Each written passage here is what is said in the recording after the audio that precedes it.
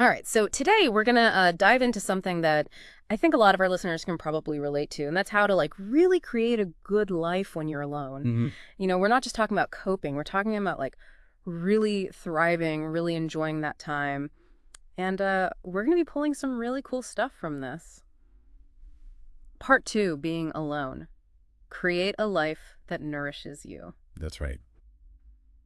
I'm excited to see what kind of practical advice we can pull out of this and how this can help people really kind of flourish, when they're on their own. Yeah, I think that's the key, right? It's not just about getting by, it's about seeing this time as an opportunity, I think. Absolutely. Absolutely. And so many people struggle with that idea of solitude or being alone. They see it as something negative. Right. And I think this source really gives us some concrete ways to flip that. Yeah. Yeah. So why don't we jump right in? Okay. Let's talk about connections. Yeah. Because I know one thing the source really stressed is that, being alone doesn't mean being isolated. Exactly. It's not about cutting yourself off. It's about being more discerning, right? Yeah. It's about focusing on the quality of your relationships. Yeah. And they talk about, being really intentional about who you connect with. Mm-hmm. And kind of finding those people that you really resonate with, like finding your tribe in a way. Exactly. Yeah. Exactly. And the source actually suggests, actively seeking out communities that share your interests. Yeah, like-minded people. Yeah. When you're surrounded by people who get excited about the same things you do. Right. I mean, think about it. Those interactions just naturally become more meaningful, Yeah. more supportive. Right. You don't have to do the small talk. You can just dive in, Exactly. Exactly. And that can be so valuable. Especially when you're, going through a period of, being more on your own, you have that deeper sense of belonging. Absolutely. And, for someone like you who thrives on knowledge, on those aha moments, right? These kinds of connections can be incredibly enriching. Yeah. They can offer new perspectives, Yeah. new ways of looking at things, Yeah. And even those like-minded people might even disagree with you on stuff, which can be really helpful too. Absolutely. Yeah. It's not just about, being in an echo chamber. It's about being challenged in a healthy way. Mm-hmm. So speaking of creating that kind of space for yourself to thrive, Okay.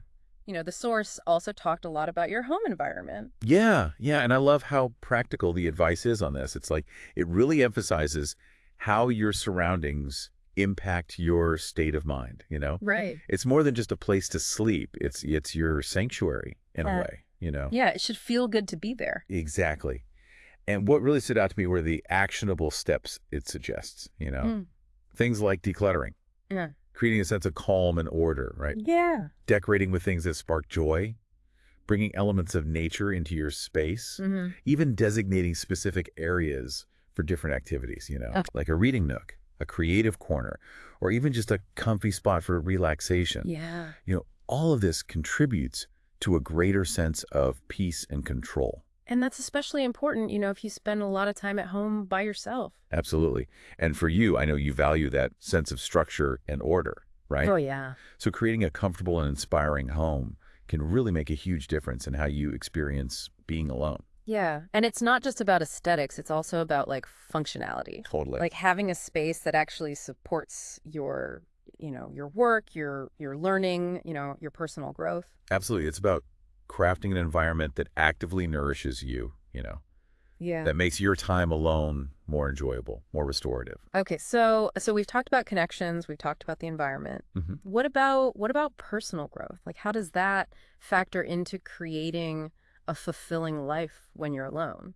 Yeah, well, the source makes this really interesting point. Oh. It frames lifelong learning and personal growth as the key to keeping life vibrant and meaningful. Okay, yeah. And I think that's so true, especially when you're spending more time with yourself, right? Yeah. Setting personal goals, engaging in continuous learning, it gives you a sense of purpose, a sense of achievement. Right. And think about it. When you're alone, these internal drivers become even more important. Yeah, yeah. They really fuel your daily life, make it more fulfilling, and even more exciting. Right, and it's not just about, reading books all the time, which we both love. Yeah. But it's about, there's so many other ways to do it. It's like, learning new skills, taking online courses, attending workshops, even trying new hobbies. Absolutely. Absolutely. There are so many avenues for growth these days. Yeah. And, for you, with your thirst for knowledge, this is like a gold mine, right? Yeah. It's a way to make your time alone feel rich and rewarding, Yeah. You're constantly expanding your horizons. You're never really standing still. Oh, I like that. And it keeps things interesting, keeps things fresh. It prevents that sense of stagnation that can sometimes creep in when you're spending a lot of time on your own. Yeah. And the best part is, it's all on your terms. You get to choose what you learn, what you explore. Yeah. So it really is about personal empowerment. And that leads us perfectly into this next part, because the source also talks about celebrating your independence. Oh, yeah, that's a good one. Yeah. And it's not just about, being like, yeah, I'm independent. It's about recognizing that you actually have the freedom to do what you want. Exactly. It's about owning that freedom. Yeah. And it's a unique kind of freedom that comes with being alone. Right. You're not bound by anyone else's expectations or schedules. Right. You don't have to compromise, Exactly. So you get to make choices that really align with your own values, your own desires. And that can be really powerful. It is. And it can lead to a much stronger sense of self, a much deeper understanding of who you are and what you truly want. Yeah. And the source offers some really concrete examples of how to harness this independence. Okay. Yeah. Like what? Things like taking solo trips, right? Oh, yeah. Setting personal goals without needing external validation. Oh, yeah. That's a good one. Rewarding your own achievements. Yeah. Right. And being open to new opportunities that might come your way. All these things build confidence. They reinforce that sense of self-reliance. And they really allow you to experience life on your own terms. So for someone listening to this, someone who maybe is feeling a little bit lost or uncertain about being alone, what would you say is like the one key takeaway? I'd say it's this, being alone doesn't have to be a negative experience. Yeah. In fact, it can be an incredibly rich and rewarding time for growth, for self-discovery.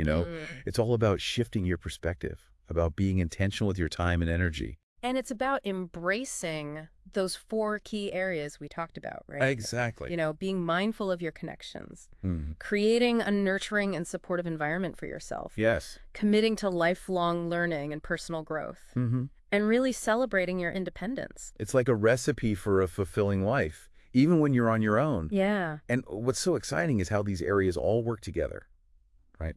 A nurturing home environment can inspire learning. Right. A strong sense of independence can empower you to seek out meaningful connections.